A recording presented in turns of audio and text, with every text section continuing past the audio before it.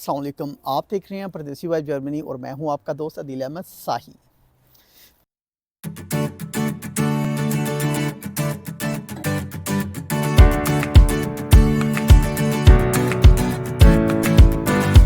तो आज हम बात करेंगे कि कौन सी मेजर मिस्टेक्स हैं जिनको आपने अवॉइड करना है अगर आप जर्मनी में स्टडी के लिए आ रहे हैं या आना चाहते हैं। तो अगर आपने ये मिस्टेक्स से अवॉइड नहीं किया तो आपको ऑलमोस्ट 6 मंथ्स या 1 साल तक वेट भी करना पड़ सकता है या आपको आपके वीज़ा में रिजेक्शंस भी मिल सकती है। ठीक है, तो आए हम इन सब चीज़ों के अबाउट डिटेल से बात करते हैं। लेकिन इससे पहले मैं आपको कहूँगा कि अगर अभी तक आपने हमारे चैनल को सब्सक्राइब नहीं किया तो काइंडली इसको सब्सक्राइब कर दें और बेल आइकॉन के बटन को प्रेस कर दें ताकि आने वाली सारी इन्फॉर्मेटिव वीडियोज़ आपको आसानी से मिल सकें। तो नंबर 1 के ऊपर है हमारे पास फ़ील्ड चेंज, कि अगर आप जर्मनी में स्टडी के लिए आना चाहते हैं तो आपने अपनी फ़ील्ड चेंज नहीं करनी। अगर आप अपनी फ़ील्ड चेंज करेंगे बहुत ज़्यादा मार्जिन के साथ तो देन आपको यूनिवर्सिटी से रिजेक्शन भी फ़ेस करना पड़ सकती है। और आप स्लाइटली अपनी फ़ील्ड को तो चेंज कर सकते हैं, 19-20 का तो डिफ़रेंस हो सकता है, लेकिन 20-40 का डिफ़रेंस बिल्कुल नहीं हो सकता। अगर आप इतना बड़ा डिफ़रेंस डालेंगे तो फिर आपका प्रोग्राम जो है वो बढ़ जाएगा। तो लिहाजा आपने इसके बारे में बी केयरफुल रहना है और आपने हर कोर्स की डिस्क्रिप्शन जाके देखनी है, क्या उसमें जो रिक्वायर्ड जो कोर्सेज़ हैं या नंबर ऑफ़ क्रेडिट आवर्स हैं, क्या आपकी प्रीवियस डिग्री से मैच कर रहे हैं या नहीं कर रहे। अगर तो मैच कर रहे हैं तो देन आप अप्लाई कर सकते हैं, लेकिन अगर वहाँ पे आपका जो है वो बहुत ज़्यादा डिफरेंस आ रहा है तो देन मैं ये कहूँगा कि आपने जस्ट अपनी मेन फील्ड के ऊपर फोकस करना है। देन आपने अपनी जो फील्ड है वो चेंज नहीं करनी। और सेकंड नंबर के ऊपर हम आपको बताएंगे कि अपॉइंटमेंट बुकिंग के अबाउट भी आपने बहुत ही मुहतात रहना है, क्योंकि अगर आपने ये पॉइंट अपना मिस कर दिया तो फिर भी आपको तकरीबन 1 साल तक वेट करना पड़ सकता है। और जो कि लाइक बहुत ही डिप्रेशन में होता है जब आप अपना प्रोसेस कर रहे होते हैं और जस्ट एक पॉइंट को आप मिस कर दें तो आपको इतना लंबा वेट करना पड़े।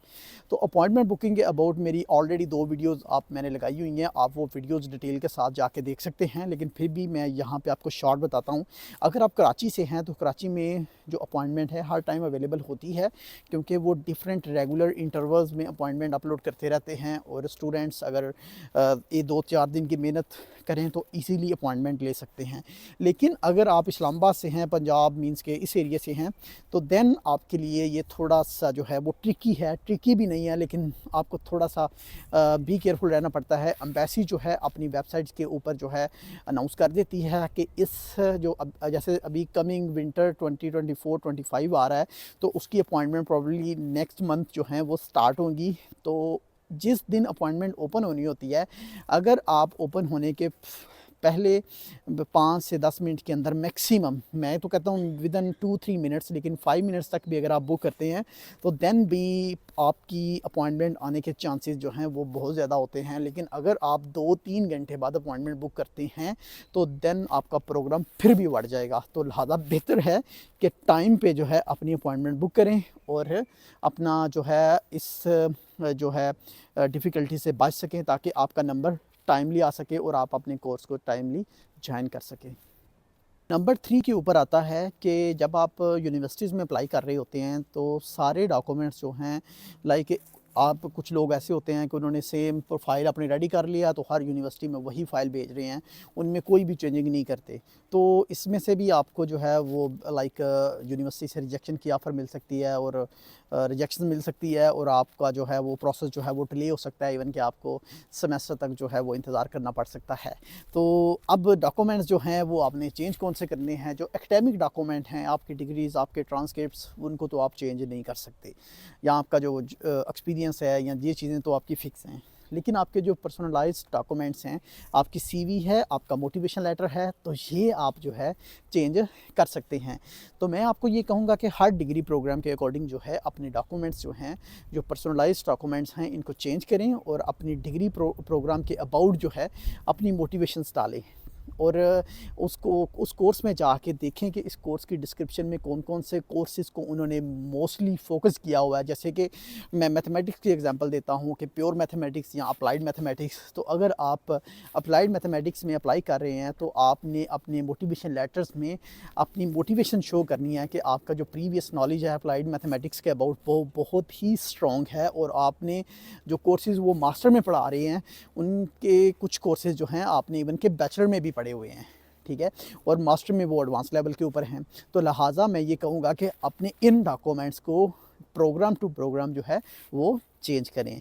अगर आप नहीं चेंज करेंगे तो एट द एंड आप चाहे जितनी भी यूनिवर्सिटीज़ में अप्लाई करें, तो आपके जो एडमिशन के चांसेस हैं वो बहुत ही कम होते हैं। और नंबर 4 के ऊपर आता है कि don't wait for the deadlines. तो नॉर्मली जब आप अपना प्रोसेस कर रहे हैं, तो आपने यूनिवर्सिटीज़ की शॉर्टलिस्टिंग की है, तो आपने हर कोर्सेज़ की जो है वो डेडलाइन भी साथ लिखी है कि अच्छा जी ये यूनिवर्सिटी जो है वो 15 जून तक एप्लीकेशन ले रही है, या और कोई यूनिवर्सिटी है वो 15 जुलाई तक एप्लीकेशन ले रही है। तो अच्छा मैं नेक्स्ट मंथ अप्लाई कर लूँगा, मैं अपनी सीवी को स्ट्रॉन्ग कर लूँ, मैं आइल्स दे लूँ, या ये कर लूँ या वो कर लूँ। तो अगर आप इन चीज़ों में लगे रहेंगे, तो फिर भी आपके जो रिजेक्शन के चांसेस हैं वो बहुत ज़्यादा हैं, क्योंकि जो जर्मन का यूनिवर्सिटी सिस्टम है वो पाकिस्तान से बहुत डिफरेंट है। पाकिस्तान में नॉर्मली ये होता है कि पाकिस्तान में आप जो है वो डेडलाइन से 1 दिन पहले भी दें, लेकिन जो उसके इवैल्यूएशन का प्रोसेस होता है वो डेडलाइन के बाद ही स्टार्ट होता है।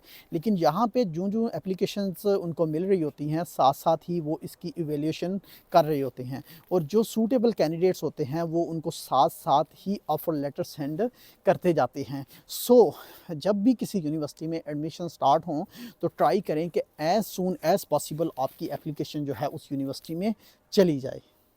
और जो नंबर 5 है वो है पुअर वीज़ा इंटरव्यू।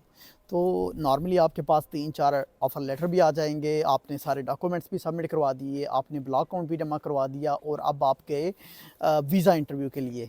तो वीज़ा इंटरव्यू के बाद भी कुछ लोगों को रिजेक्शन मिल सकती है, और ये चीज़ें डिपेंड कर रही होती हैं कि आप वीज़ा ऑफ़िसर के सामने किस तरह अपनी प्रोफ़ाइल को प्रेज़ेंट करते हैं।